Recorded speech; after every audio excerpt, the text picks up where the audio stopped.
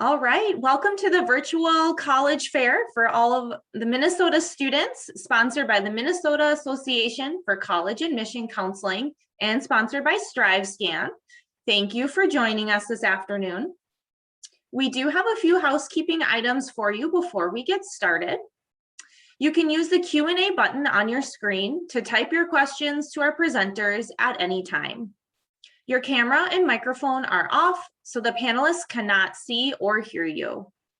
This is just one of many different sessions happening, so be sure to check out the full schedule at mn-acac.org. This presentation is being recorded and will be available within about a week at that same website, mn-acac.org. I'd now like to turn it over to our presenters. Take it away. Thanks, Katie. I'm going to share my screen. And welcome everybody who's here in attendance. Appreciate having you here today on such a beautiful day in Minnesota. My name is Bonner Karger. I'm Associate Director of Transfer Enrollment and Extended Learning at Bemidji State University. And if you're unfamiliar with Bemidji, it is the scene of my background here on Zoom. We're located on a medium-sized lake, also called Lake Bemidji, and the campus is situated right on the shore. So the picture that you're seeing here that I am sharing is with the back to the lake, looking across our new quad and onto some of the academic buildings. Bemidji is in north central Minnesota, about 4 hours north of the Twin Cities, and about 2.5 hours west of Duluth. Specific to transfer, I'd like to say we're a transfer friendly institution. We don't have a limit on transfer credits from transferring from accredited schools. We pride ourselves on having lots of transfer advising help. So we want you to have transfer specific advising while you're still at your current college, so you can make good choices about transferring to BSU efficiently. And you'll see a quick response. Our turnaround rate right now for transfer evaluations is just in the days, not weeks. In some cases, 24 hours, depending on where your credits are coming from. We do offer many programs online or in a hybrid format, and this is well before COVID.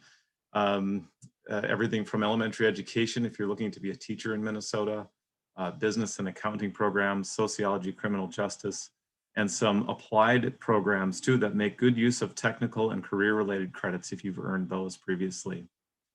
Our in-state tuition is available to all students. So if you currently live in Minnesota but plan to move, your residency will not impact your tuition. So everybody pays the same rate.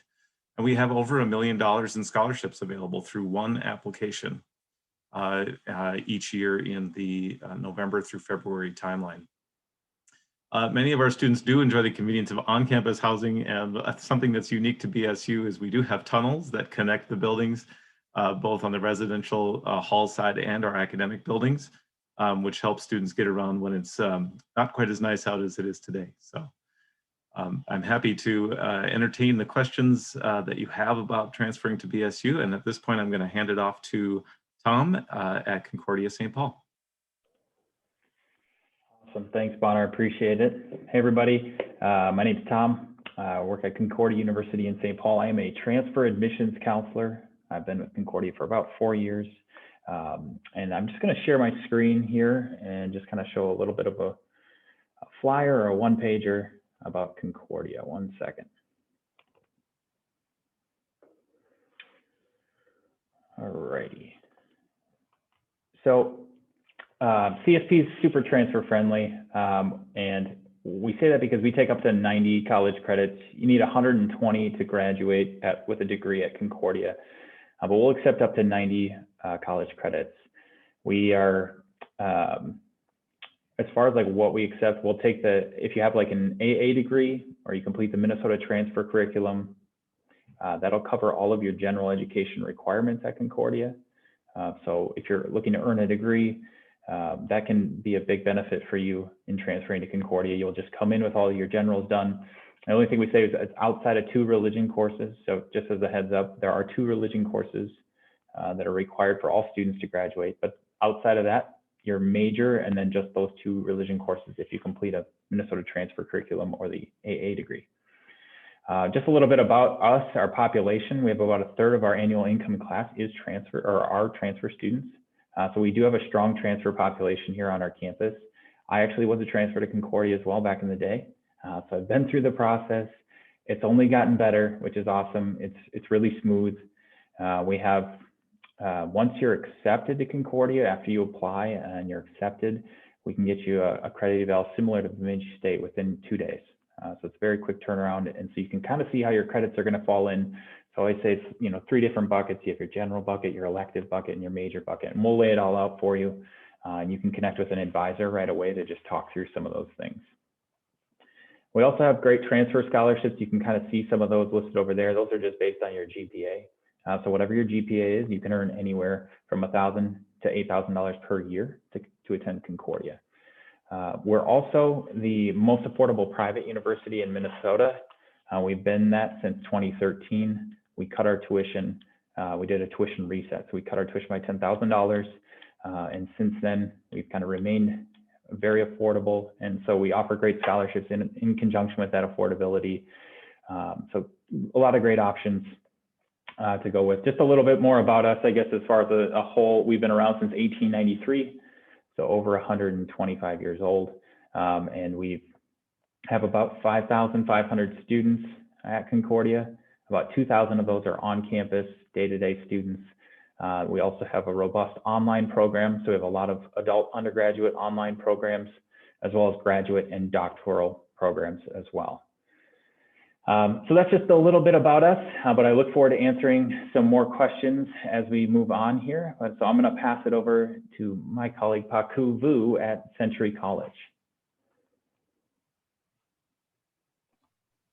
Thanks, Tom. My name is Paku Vu, and I'm representing college today, one of the 30 Minnesota State colleges. And so all of the other representatives here are 4-year schools. So it's a little but we are a really great option for students who are thinking about going to a 4-year institution to get their bachelor's degree, but are looking at alternative starting points. And so we are located in White Bear Lake, Minnesota. As I mentioned, we are one of 30 colleges, and so we have many sister schools. Bemidji is also part of our Minnesota state system, and so we have great partnerships with them if you are looking at transferring to their institution, either after earning a degree with us or maybe just taking some classes with us. We have a lot of great partnerships with our state schools, but also with other systems. So the University of Minnesota, they have 5 different schools in their system, which we have partnerships with. So you could earn your associate in arts degree or your Minnesota transfer curriculum credits with us, and then complete their liberal education requirements. But we also have partnerships with other private and out-of-state schools as well. So I'll share my screen just to kind of highlight some of those schools for all of you to see. Hopefully you can see it okay. Again, if you don't know, our 7 state universities are, these are them: Bemidji, Moorhead, St. Cloud State, Winona, Mankato, Metropolitan, and Southwest. So it makes transferring really easy, starting at Century College, and then ultimately finishing your degree with them. But besides them, we have our University of Minnesota system schools. And then we also have a good selection of private and out-of-state schools. So lots of options. These are not the only options that you could transfer to. These are specifically for completing your entire associate in arts degree or your MNTC, but you can also transfer your credits to other schools. This past year, we had students transferring to over 140 different schools. So definitely options. And we also have students that are at any of these schools who may be coming to Century College to do some of their coursework. So lots of different options here. We are affordable. And we'll talk more about the cost as we get through the rest of this presentation. But some of the main highlights here, we have programs that are specific to transferring. So as Bonner mentioned, some of our programs such as Education Transfer Pathway, that is a program that can take you to Bemidji or any of our other 7 state universities. We also have career and technical programs that have partnerships with some of our state universities. So dental hygiene, for example, or nursing, those all have partnership with Metro. And then we have some engineering programs as well that are not just limited to the associate arts degree, but some of these programs can also transfer. That's kind of the main highlights for Century College. In terms of transferring, we have lots of resources. Our advisors can help you set up a 2-year plan if you were looking to do your entire 2 years with us to complete those generals. But we always advise that students also reach out to that 4-year institution and see what their requirements are so that you are set up to be successful. All right, and I will pass it on to Hamline University. Hi, everyone. My name is Kaya Sherburne. I am an Associate Director of Undergraduate Admission at Hamline. I have been here for almost 10 years, working with transfer students the whole time. So happy to be here today. I am also going to share my screen, just like the rest of my colleagues have been doing, and just show you a quick slide of some Hamline students. So I'll just give you a little bit of background on Hamline University. We were founded in 1854, so we are Minnesota's first university. We actually became a university before Minnesota even became a state, which is kind of cool. We have just under 2,000 undergraduate students, so it's a small campus community. Average class size is about 23 students, and student to faculty ratio is 13:1. So you do get to know your professors very well. Many of you might be familiar with our location, but we're about halfway between the downtowns of Minneapolis and St. Paul. So very centrally and conveniently located for our students to be able to kind of get around when they're off campus. Just a little bit of Hamline by the numbers. Our students come from 37 states and 42 countries. 39% of our students report themselves to be students of color, and just about 40% of our students are first generation college students. So they are the first in their families to go to school and graduate with a 4-year degree. So we take a lot of pride in knowing that we're educating so many students who are hopefully starting that college going legacy for their own families. Some of the biggest programs that we have at Hamline, definitely our School of Business, the social sciences like psychology, sociology, the hard sciences like biology and chemistry. Legal studies is also a very big program at Hamline. And then we also have some unique programs. So we have a creative writing program, criminology and criminal justice, forensic science, a forensic psychology concentration that we just added. And we also have a social justice major. That ties in with our affiliation to the Methodist Church. One of the biggest things that we take from that affiliation is a commitment to social justice and service learning. So we'll probably get a little bit more into credit transfer and scholarships and things like that as we go throughout the panel, but we do have merit scholarships that transfer students can be eligible for in addition to other scholarships as well. And we do accept up to 2 years worth of credits, so 64 credits to be able to put towards your bachelor's degree at Hamline. So that's just a little bit about Hamline. I'll stop sharing my screen, and we will get right into our first question. So first we want to just see if anyone has a question. If you do, please feel free to put it in the Q&A box, and we'll make sure to monitor that and reach out to you. But why don't we first start by talking about the application process at each of our institutions, and maybe also reference how that might be similar to our types of institutions, so at private schools, public schools, 2-year schools, to give students an idea. So I can obviously start at Hamline.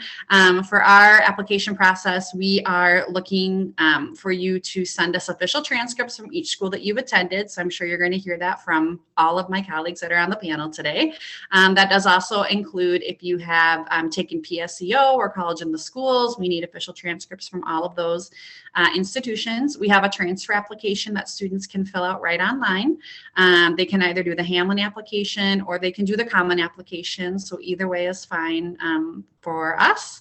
And then if a student has less than 24 college credits earned post high school graduation at the time that they apply, we also need a student's high school transcripts. We are test optional, so you do not have to send us your ACT scores or SAT scores if you don't want to.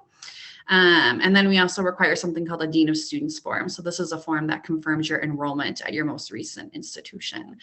Once we get everything in, it's generally 1 to 3 weeks for your admission decision from us. We do have a holistic approach to admissions, as I imagine that many schools and private schools do. So we don't say you have to have the certain GPA and then you're in or you're out. We look at the application as a whole. So obviously grades are very important, but we also like to see what you're involved in, how you would contribute to the Hamlin campus. We like to review your writing statement. That helps us to get to know you, also conveys your writing ability to us. So all of those types of things are what we look at when we're reviewing a student's file. Who wants to go next? We can go in the same order, but backwards. So for Century College, we are open access. So as long as you are a high school graduate, so with your diploma or GED equivalent certificate, you could be accepted to Century College. We, of course, do have other requirements as well, or pieces that can restrict your admission. So if you are a transfer student from one of our Minnesota state system schools and you have, let's say, an active academic suspension, that could delay your start at Century College. Or if you do have a financial hold at one of those schools, that could also delay your start at Century College. But aside from that, generally most students are accepted. Our admission process itself takes about 3 to 5 business days for you to be given a decision for the terms that we do have available for admission. We don't require official transcripts for the admission process. However, again, if you happen to be transferring to Century College with some existing credits, either during your time in high school or from another college or university, we will want official ones if you are looking to transfer any of those credits towards your degree. Otherwise, an unofficial can be used for course placement determination. So just a general idea of what the best starting point for you would be at Century College. For students that are right out of high school or have never attended college before, we can look at previous test scores for placement. Otherwise, we do have local forms or a local placement process that you can go through. New students are required to do orientation, so we want to be able to provide you with as much information to help you be successful. Orientation consists of academic satisfaction information, so making sure you do well, information about support services, and then also information about registration and how you can navigate Century College. And then following that, you are assigned an advisor who helps you with your entire course planning and registration. If you are looking to start Century, but you know you want to transfer to your dream school after that, this advisor will help you ensure that the classes you're taking with us do transfer and that you are on track based on what your timeline is for that transfer to happen. We generally have a $20 application fee. But with COVID going on right now, it is waived, but we do host several events throughout the year that would waive that application fee. And then of course, you can always talk to an admissions rep and we can help you with that as well, if that's something that is going to be a bit tough for you. Yeah, I think that's the main highlights for Century College and our admissions process. All right, I'll jump in next with Concordia's application process for transfers. Our application's online. It's free to apply. Once a student submits their application, I do like our app. It's about 10 minutes long. It's really quick. So once you submit your application, there are a couple things that we'll need.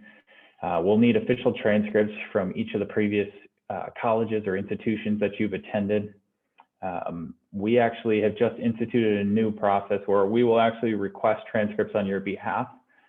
So if you fill out what we call a transcript request authorization form, most schools in Minnesota have been pretty open and allowing us to request transcripts on your behalf. We just need you to fill out the form, sign it off, and then we'll go ahead and request those for you. If we can't for some reason, we would let you know, hey, we need you to request this transcript on your own. But it's nice because we'll pay for those transcripts to get sent to us, so you don't have to worry about it. So we just need official copies of those college transcripts. Once we get those, your application is complete. However, if you do have less than 20 college credits completed post high school graduation, we will require a high school transcript and an admissions essay. Similar to Hamlin, we are a test optional school as well. So we do not require ACT or SAT scores if you have less than 20 college credits. All we need from you if you have less than 20 is that high school transcript, the essay, and then the college transcript. But once we get everything in, your application is marked complete, you'll get an email, and then within 1 to 3 business days, we'll make an admissions decision on your application. So pretty quick turnaround time. Once you find out, say you're admitted, the next step that you'll have is those transcripts that you send over will get sent over to our registrar's office. The registrar will then begin their evaluation of your credits, and they'll get plugged into what's called a CFP degree audit. Basically, it just shows us the courses you've completed, how they transferred in, and then what you have remaining to complete so that you have a clear idea of like what's next. At that point, once we get that credit evaluation or the CFP degree audit, I'll email that to you. And then from there, we would include contact information for your academic advisor at Concordia for you to reach out and set up a time to meet to discuss that degree audit, as well as potentially register for classes if that's what you'd like to do. So that's kind of our process from the start to at least the registration. Wow, these are some great school options. You're doing it well. BSU is very similar. So an online application, the top right of our website, bemidjistate.edu. If you've already applied to any Minnesota State institutions, including the colleges, that your information will be retained in that app. So it's very quick to get through it again.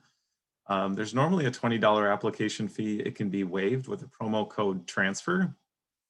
So feel free to use that if you'd like to apply today or in the future.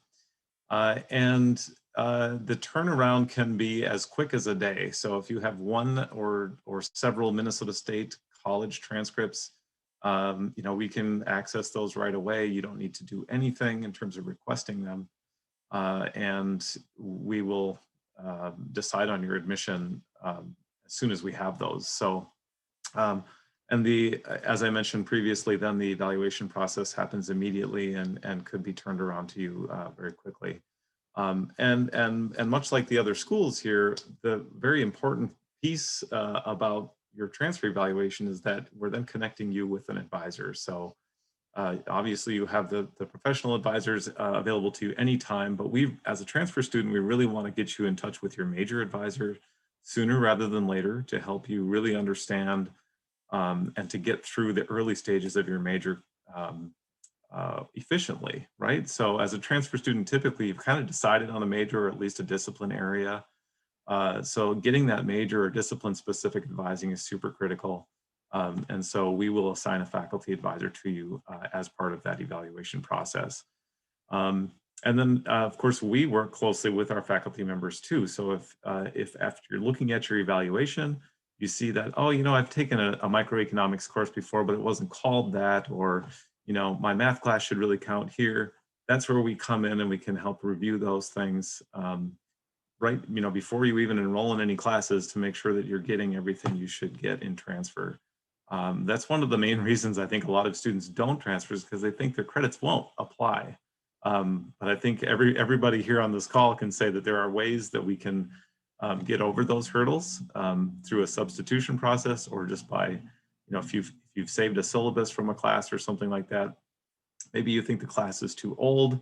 All of those things are up for discussion. So please bring those concerns and we will review your transfer outcome together and make sure that you're getting everything you possibly can.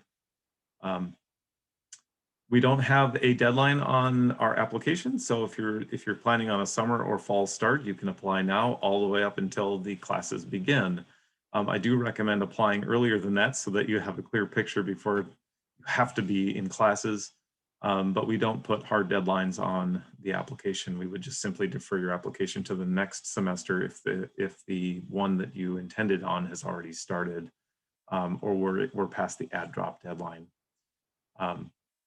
So I think that's probably it from our application process. Who's got another question to pose, or is that mine to choose? One thing that I was just thinking about as we've all been talking is maybe it would be good for each of our institutions to kind of talk about what constitutes, what makes a transfer student a transfer student. I think it's important, and I'm guessing it's the same at most of our institutions or all of our institutions, that if you're a full-time PSEO student, you're not a transfer student, not at Hamlin at least, you would apply as a first-year student. So a transfer student for us is anyone that has taken college credits post-high school graduation. So maybe my colleagues can pop in if that's different or the same at your school, but I think that's kind of an important thing to know too. I can shed some light on Century College. So we make that process really easy for you. We have one application that all of our students submit, which is that same online application that Bonner was referencing. And so we make that determination for you, whether or not you're a first-time student or a transfer student. And we get that information based on whether or not you identify if you've done any previous college coursework, when you did them, and when your high school graduation is. And so, like Kaya mentioned, if you were doing PSEO or any early college credit options and have earned college credit, you would still be a first-time undergraduate student with Century College. But if you have credits, whether that's 1 credit or 20 credits or more from another institution, and you're looking to come to Century, you would then be a transfer student. Yeah, I would say similar to what Kai was saying about Hamlin as far as how we consider students. If you're a PSEO student, you would not be considered a transfer. That doesn't mean you can't transfer all that credit. You totally can. It just means your type, your student type, we would still consider you technically a first year, and you should go through the first year application process, which is kind of what I laid out earlier. If you had less than 20 college credits, we'll need the college transcripts from your PSEO time, but then we'll also need the high school transcript and the admissions essay. So that's pretty much the distinction we make, is if you've done PSEO, then technically you're not a transfer. If you have less than 20 college credits post high school graduation, you're still considered a transfer, but your student type in our system will say like new freshman, but you're technically still a transfer, but because we're having you go through the first year application process, so that's more internal than you need to know, but essentially you're not a first year, you're a transfer, but we have you do the first year application because you haven't completed the credit threshold that we need. So unless you're a PSEO, you're a transfer if you have college credit after high school graduation. BSU is similar. Our students who come right out of high school, more than 50% of them come to us with credits already earned. But our first year designation is typically based on the year of your high school graduation. So if you're a 2021 high school graduate, the following fall at BSU, you would be a first year student, whether you had earned credits or not at that point. The admission rules are very similar between the two groups. The application for undergraduate freshmen is the same for undergraduate transfers. It's just a matter of whether you earned credits after graduating high school. That's sort of the thing that tips you into transfer status. And we did have a couple questions coming in, and I think Kelsey poses a question here about, she's a high school counselor. Thanks for joining us, Kelsey. Many students plan to take their generals and then transfer. What are some tips that you would give to these students to make the most seamless transfer? And if I could offer up one tip anyway, it's that try to define what generals are, because it can vary a little bit based on the major somebody might be thinking about. Indeed, generals encompass the things like writing and math and science and philosophy and ethics and all those great things. But if somebody is planning on a major that includes a specific type of math, or a major that requires a certain progression in one area or another, then it becomes a little bit more important in terms of, if you want to do it as efficiently as possible, to be a little more picky about which generals you do. So I think if you can, one way you can help a student is say, okay, generals, got it. What are you thinking about focusing on after that? That can help guide which generals to take. And to even elaborate on that a little bit, just from our perspective, like another thing that would be great, and I'm sure we'd all say this, is to, if the student is thinking about, said majors, then looking at what schools that major's offered at, and then having the student reach out to that school, the admissions office, and just say, here's what I'm thinking, here's my potential plan. Do you have any idea what I would need to transfer in and make it the most efficient, way possible? I know that I have students who reach out to me and ask me, what do I need for, if I did this major at Concordia, I'm at currently XYZ school and I'm thinking of transferring. And then we can kind of, admissions can work with our registrar's office to kind of figure out, okay, what exactly will this student need to make it the smoothest or most efficient transfer, so that you're not taking classes like two math, like Bonner said, like you're taking a general math. Yes, it's your general, but maybe that major does require the higher level Calc 1 or something like that. So we'd want to make sure that you can take out both with just that one class. So yeah, just contact the colleges that you're thinking about, or that the students are thinking about, have them reach out to the admissions office and just kind of get an idea of how things would transfer. And I'll also say, I think connecting with the advisors at the school that you're at. So certainly if you are at a two-year community college, connect with their advisors there. That's their job, as well as to help you kind of plan for the transfer and connecting you with the appropriate people as you need to. For some students coming in, if they go to take their generals, they might not have an idea of their major yet. And Paku could probably talk about this a little bit more, but there's the Minnesota transfer curriculum, which is amazing in terms of students being able to take those credits, and those usually transfer pretty nicely to most schools to help them fulfill that school's general education or liberal arts curriculum or whatever it might be. And so, yeah, having those discussions early with the advisors, both at the school that the student is currently at, and then also reaching out to the schools that the students are interested in, and knowing that it's never too early to start having those conversations. As a transfer student, it's better to have those conversations much earlier in the process, so that you can be really planful about it, and then you feel much more prepared when you get to the end of your 2 years and you're getting ready to actually make the physical transfer. Yeah, everyone has brought up really good points. At Century, we always recommend that if you are unsure, schedule an appointment with an admissions rep. They're really going to be the first people that you'll talk to as you are going through this entire process.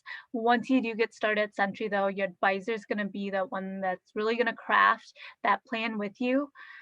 Be sure that you do connect and figure out, if you are looking at going to a four-year institution, that you reach out to them, speak with their reps, and figure out what the requirements are for that major, because with every program, it's going to be different.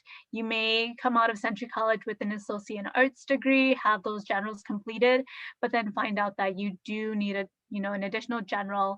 And then vice versa too. You may have completed a lot of generals at another school and you're looking to come to Century, and you find out that for our degree, we require a student success strategies course to get that AA. That's just like an introductory college success course. And so every school, every major is going to be a little bit different. We always say, talk to the school you ultimately want to transfer to, because they're going to be the ones that make that last decision on whether or not they'll accept those credits. So what might appear to transfer and fulfill your major based on what we see at Century College might be different if there are some program changes that happen at that school.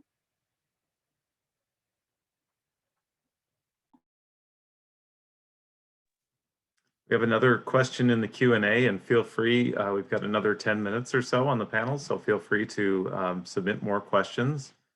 This one comes from Sophia. Hello, I was a full-time PSEO student and graduated high school with an associate's degree, then attended a college for 2 years. If I wanted to finish my degree at one of these colleges, would I be considered a transfer student? And at BSU, the answer is yes. Yeah, at Concordia, you would be you would be considered, we would apply the first year way, but credits wise, you'd be probably a junior. So your degree audit plan would say, hey, you're a junior. So it's not like you'd have to restart that. If you finished an Associate of Arts, like I kind of said in my intro, we'll accept that as all your generals outside of 2 religion courses. So if it's the AA or the MNTC, you're done with all those generals outside of those 2 religion courses. And then, yeah, you'd be considered a junior at that point and just start right in on your major. Yes, at Hamlin, you would also be considered a transfer student just because you did those 2 years after you completed your PSCO. So, Not much from Century, but something to know that as you are coming out with an associate's degree, you would at this point technically be considered a transfer student, but you would still be a first-time student at Century College if you didn't earn that associate's with us.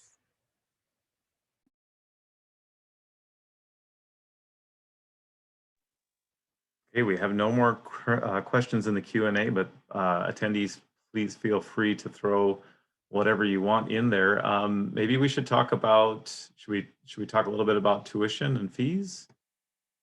Be good? Okay, I'll kick it off. At BSU, our tuition is, we're a state university and part of the Minnesota state system, so our tuition is very comparable to the other state universities. I think at this point, a good estimate for this fall would be $4,600 for your tuition and fees. And so a full year would be, you know, a little bit over $9,000. Now that's just your tuition and fees. If you plan to be an on-campus student in our residence halls, you're going to add somewhere between $5,000 and $6,000 for your housing for the year and your meal plan. For many students who are transfer students, they tend to go part-time. And so we'd be looking at a per credit rate. And that's going to vary a little bit depending on which classes you're taking and whether you're taking them online or on campus. But in general, between $320 and $350 per credit, just to kind of help you, and that includes fees, just to kind of help you do some estimates on that for maybe you're going to be doing 6 or 8 credits in a semester and working or taking care of a family member or whatever it might be. We do have a tuition calculator on our website that will allow you to kind of adjust the number of credits you're going to take and get an idea for the cost of attendance. 85% of our students get financial aid through the FAFSA. In addition to that, of course, students are earning scholarships. And there are some transfer specific scholarships available up until June 1st. And so those really benefit students transferring within the Minnesota state system. If you've got your transfer curriculum done, you've got an AA done, and your GPA is above a 3.5, you're essentially guaranteed a scholarship. And so, you know, those, we will definitely work with you on finding other opportunities as well to cut your school costs. So I'll hand this over to Tom. Thanks. Yeah, so Concordia St. Paul, I mentioned earlier, we're have a really affordable rate, which I'm grateful for. So as far as from a private school's perspective, our total tuition for next year, when we look at it, is going to be $23,900. And with that, I mentioned scholarships earlier. So every student's eligible for a transfer scholarship. It's dependent on your college or your cumulative college GPA. So wherever that is at, anywhere between $1,000 to $8,000 is available to you every year. So that's the point of emphasis. Keep your grades up. The higher your grades are, the better the scholarship that you're going to get. And it pays in the long run for you there. And so we also have a couple other transfer specific scholarships. So we have a transfer advantage scholarship, which is $1,000 every year, as long as you finish some type of degree from one of the community colleges in Minnesota. So that whether that's an Associate of Arts, Associate of Applied Science, you finish the Minnesota transfer curriculum, any of those degrees that you complete, we'll give you $1,000 just to reward you essentially for the hard work you've put in for that degree. We also have another scholarship. If you go above and beyond and you're a member of Phi Theta Kappa, you can get a $1,000 scholarship every year just for being a part of PTK while you're at the community college level. So if you start at a community college, there's a couple extra scholarships that you could earn. on top of those merit scholarships. And those are ones that just when you apply, you just have to let us know that you're in PTK or things like that. It's just on the application. So as long as you mark that and the transcript backs it up, you're going to automatically receive those scholarships. So it is nice that we have some good scholarships. And then we also take the FAFSA. So any federal or state money that you'd be eligible for will be added to that financial aid package. And we would send you a financial aid award letter that just kind of breaks down, here's your tuition costs, here's your scholarships and grants, the free money, right? And then the loans, and then here's your balance remaining to pay. And so we would walk through that with you if you had any questions about that. And then if you wanted to live on campus, you're more than welcome to. Most transfers don't choose to live on campus, but it's totally fine if you want to live on campus. We have on-campus apartments available for our students to live in. So as any transfer can live in our upperclassmen apartments, and they are, the room and board cost is $9,900 for the next year. And that includes like meal plan. The upperclassmen apartments are nice. They're 4 bedrooms, 2 baths. They have a full kitchen, full living room setup. We furnish them completely. So it's a nice setup if you wanted to live on campus, but you are not required to. You don't have to fill out a petition. If you decide I don't want to live on campus, that's totally fine. If you don't live on campus, you just have the tuition cost, which again was just $23,900. But with that, I'll pass it on to Century. Thanks, Tom. So at Century College, we charge a per credit basis. So you really are paying for the classes that you're registering for, and that starts at about $191. That includes tuition itself, and then the fees associated with being a student. And those fees are generally around $20. And I mentioned it starts at about $191 for our traditional in-person hybrid classes. If you were registering for an online class, those classes typically have about an additional $20 on top of it. Tuition is just a little bit higher just to upkeep with the technology and the needs that are related to that. D2L, our student portal that's used for those classes. But yeah, you really do pay for the credits that you registered for. So if you are looking at getting that associate in arts degree and you're looking to be full-time, which is anywhere between 12 and 18 credits, most students are taking around 15 credits a semester to kind of get it in and out within 2 years. That can be just over $5,500 around that price for the current tuition and fees that we assess at this time. With that, our programs do qualify for financial aid. So any of our certificate diplomas that are 16 credits or more, so our associate's degree will qualify. All of those are financial aid eligible. Of course, there are other pieces to financial aid eligibility, so be sure that if you do have questions, connect with our financial aid office. But for many students, the grants that they receive through their FAFSA or financial aid can typically pay their entire time at Century College, which is really awesome. You get to save a lot of money, use that free money to pay for college, and then still have the opportunity to transfer on to a 4-year institution and still qualify for financial aid to help pay for that. We have scholarships. Our scholarships are a little bit different though. Students do need to apply for them. We don't necessarily have transfer specific scholarships, so if you're transferring to Century College, but we do have major specific ones as well as student types. We do actually have 2 scholarships for students that are graduating this semester who are transferring onto a 4-year institution. And so although it wouldn't be for your time at Century, that's something to look forward to as you do transfer onto that 4-year institution, because if you end up going to any of these schools that do offer additional scholarships or grants on top of what you could be getting externally from them, that can really help you pay for college. We do not have any on-campus housing.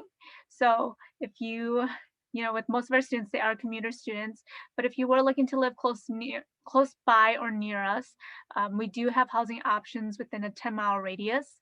They are not affiliated with Century College, so we do recommend that you call those companies in regards to availability and cost, but those are options for students who may be looking at living a little bit closer, especially if they are looking at coming to Century from cities not as close by.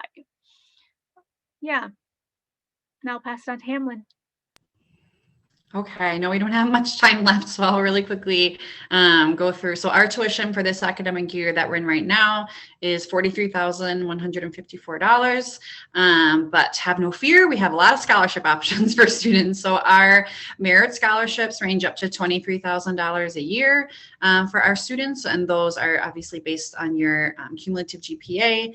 We offer a $3,000 Phi Theta Kappa scholarship for PTK students, and that is renewable as well annually.